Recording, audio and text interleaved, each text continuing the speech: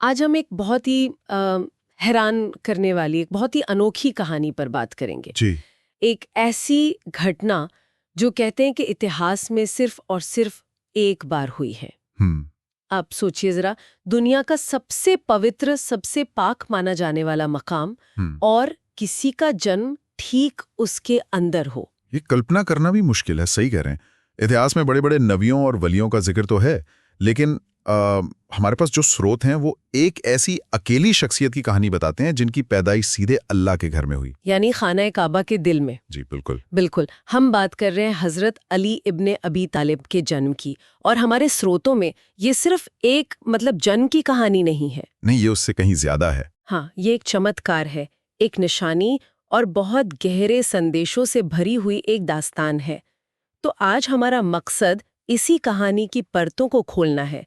ये कैसे हुआ, उस वक्त का माहौल कैसा था, और सबसे जरूरी बात, इस एक घटना का इस्लामी तारीख में इतना गहरा मतलब क्यों है। और ये समझना जरूरी है क्योंकि ये घटना हजरत अली के पूरे किरदार और उनकी विरासत को समझने के लिए एक बुनियाद तैयार करती है।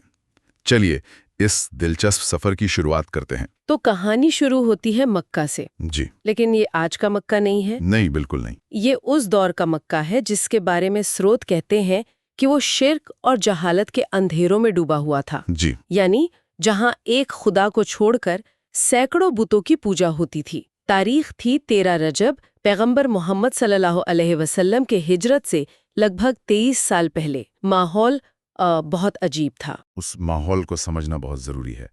वो एक ऐसा दौर था जहां समाज में कोई नैतिक दिशा नहीं थी, कबीलों की आपसी लड़ाइयां थीं और ताकतवर कमजोर पर हावी था। स्रोत इशारा करते हैं कि ऐसे ही अंधेरे में अल्लाह एक रोशनी पैदा करना चाहता था। अच्छा। एक ऐसी शख्सियत की जरूरत थी जो आगे चलकर इस्लाम का एक मजबूत सहारा बने। हजरत अली के जन्म को इसी बड़े कैनवस पर देखा जाता है। और इस कहानी के बिल्कुल केंद्र में है उनकी माँ हजरत फातिमा बिन्त असद।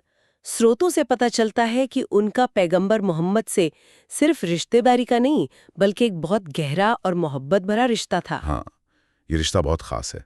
वो पैगंबर साहब की चाची थी, लेकिन उन्होंने उनकी परवरिश एक माँ की तरह की थी। जब पैगंबर साहब के वालिद और दादा का इंतकाल हो गया तो उनके चाचा अबू तालिब और उनकी पत्नी यानी फातिमा बिन्त असद जी, उन्होंने ही उन्हें संभाला। स्रोत तो यहाँ तक कहते हैं कि पैगंबर मोहम्मद उन्हें अम्मी कहकर बुलाते थे, अपनी माँ का दर्जा देते थे। बिल्कुल, ये दिखाता है कि उनके बीच कितना प्यार और अपनापन था।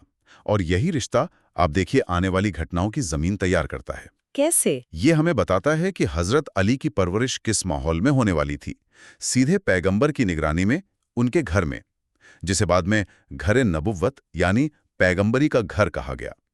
तो उनकी शुरुआत ही उस पाक माहौल से जुड़ी थी। तो माहौल तो समझ आ गया, जहां एक तरफ बुत परस्ती का अंधेरा था और दूसरी तरफ हजरत फातिमा बिन्ते असद का गहरा ईमान। और इसी ईमान ने इसी ईमान ने उस चमत्कार की बुनियाद रखी जो इसके बाद हुआ। स्रोत बताते हैं कि जब उन्हें पैदाइश का दर्द शुरू हुआ तो वो परेशान होकर खाना काबा की तरफ चली गई। यहाँ एक बहुत दिलचस्प बात है। उस शहर में, जैसा आपने कहा, मदद मांगने के लिए 360 बुत मौजूद थे, लेकिन उन्होंने उन सबको छोड़कर सीधे काबा का रुख किया। सही बात है। ये उनके तौहीद यानी एक अल्लाह पर यकीन की बहुत बड़ी निशानी है। उनका दिल जानता था कि मदद सिर्फ उसी घर के मालिक से मिलेगी। और वहां पहुंचकर उन्होंने एक बहुत दिल से दुआ की। स्रोत में उनके अल्फाज मिलते हैं, या अल्लाह, मैं तुझ पर और तेरे भेजे हुए नबियों पर ईमान रखती हूँ, और इस घर की इज्जत पर भी जिसने इसे बनाया। ए अल्लाह, इस घर की इज्जत के सदक़े में मेरी मुश्किल को आसान फरमा। ये दुआ अपने आप में बहुत कुछ कहती है। इसमें पूरी तरह से अल्लाह पर भरोसा है, किसी और का वास्ता नहीं। सीधा उस घर से और उसके बनाने वाले से रिश्ता जोड़ा जा रहा है। और फिर वो हुआ जो किसी ने सपने में भी नहीं सोचा था।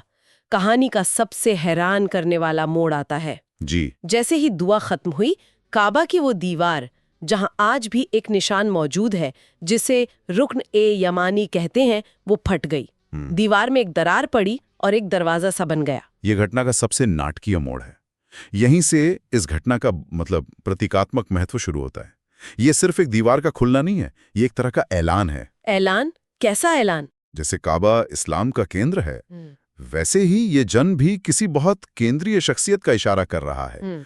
अल्लाह का घर खुद किसी का इस्तकबाल कर रहा है। बिल्कुल। हजरत फातिमा बिन्त असद उस खुले हुए रास्ते से अंदर चली गई और उनके अंदर जाते ही दीवार वापस जुड़ गई, जैसे वहां कभी कुछ हुआ ही ना हो। हाँ बिल्कुल वैसे। आप अंदाजा लगाइए, जो लोग वहां मौजूद थे और ये सब देख रहे थे, उन पर क्या बीती होगी। एक जीती जागती औरत पत्थर की दीवार के अंदर चली गई और दीवार बंद हो गई। वे सब हैरान और परेशान रह गए होंगे। जाहिर है। स्रोत बताते हैं कि लोगों ने काबा का जो असली दरवाजा है उसे खोलने की बहुत कोशिश की, जिस पर ताला लगा था। अच्छा। चाबियां लाई गई, लेकिन दरवाजा टस से मस नहीं हुआ। और स्रोत इस बात को बहुत साफ तौर पर अल्लाह की तरफ से एक निशानी कहते हैं, यानी ये इंसानी समझ से बाहर की बात थी। ये कोई इत्तेफाक नहीं था। नहीं, ये अल्लाह की तरफ से एक ऐसा इंतजाम था जो ये बता रहा था कि जो कुछ हो रहा है वो सीधा उसकी मर्जी से हो रहा है। और इसके बाद जो हुआ वो इस वाकये के रहस्य को और भी गहरा कर देता है।